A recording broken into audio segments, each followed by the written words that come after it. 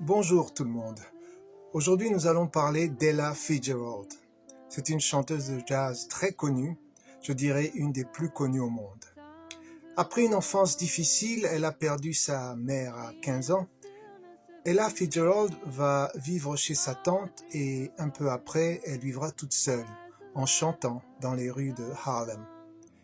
Elle a été découverte en 1934 dans un concours de divertissement à New York. Elle allait danser, mais quand elle a vu la concurrence, elle a décidé de chanter. Elle a gagné le premier prix. Comment décrire le style d'Ella Fitzgerald?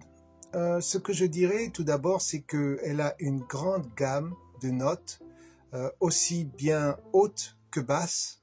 Aussi, il faut souligner qu'elle a une belle articulation et son ton est clair. Et puis, il y a bien sûr le scat.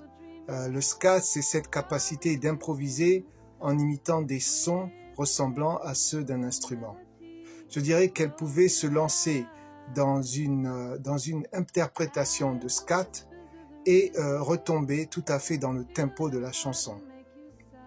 Ce qu'il faut aussi ajouter que c'est les chansons que je préfère. Parmi celles que je préfère, je dirais tout d'abord qu'il y a It Don't Mean a Thing, celle-là je l'aime bien, et aussi je dirais que April in Paris en est une autre, et finalement je ne pourrais pas éviter de mentionner Cheek to Cheek, qui est en fait un duo avec Louis Armstrong.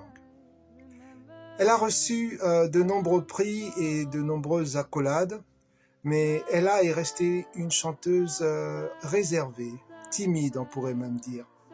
Elle est morte à la suite de complications du diabète en 1996. Mais Ella Fitzgerald reste et restera pour très longtemps une personnalité incontournable du jazz contemporain.